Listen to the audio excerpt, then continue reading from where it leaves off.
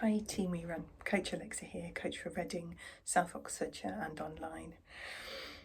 Bit of a reminder really for me today, because it catches me out almost every year, takes me a little bit of time to realise, is that our routines, our bodies and our brains just shift a little bit at this time of year. The clocks have changed, the daylight hours are getting shorter. The weather is certainly keeping us on our toes, and all of that has quite a noticeable impact on our brains and our bodies. Now, some of this can be down to routine. Sometimes we have to change our training routines because routes that we might have been able to do in the summer are no longer safe because they're muddy or flooded or icy or just dark. The times of day where you might be able to train might shift. So there's a little bit of an upset in routine.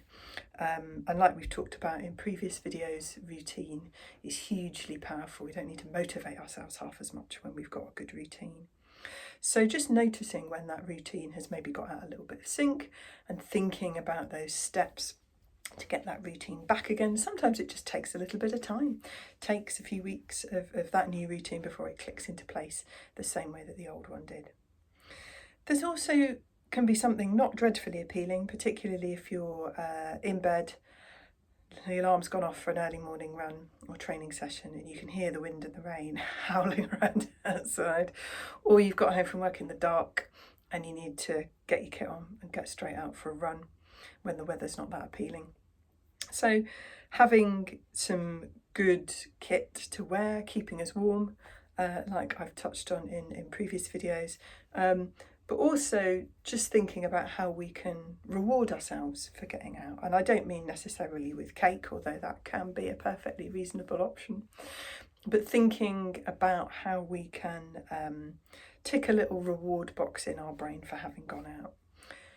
We will enjoy it. It might be type 2 fun, i.e. the type that you don't enjoy at the time but kind of feels invigorating once you've got home afterwards.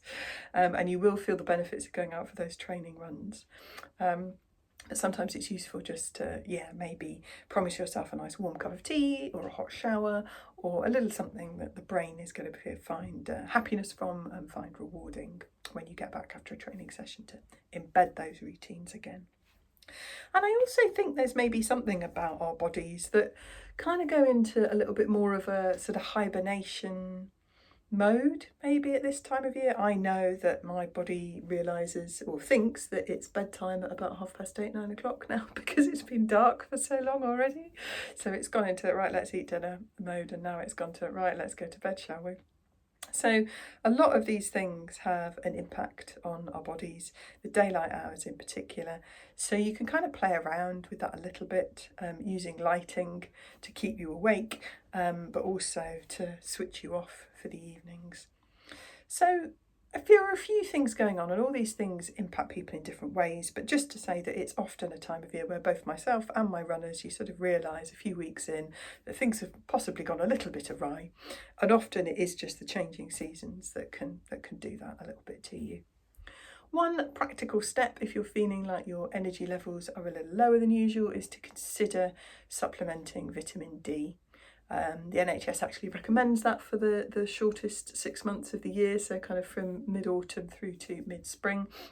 In this country, we just don't get enough vitamin D from the low sunlight on the shorter daylight hours over the winter, so everyone's recommended to take vitamin D supplements. Be that through your food, your fortified cereals are often fortified with vitamin D, for example, or as a standalone supplement. So that's one to think about as well. Hope that's useful. Happy running.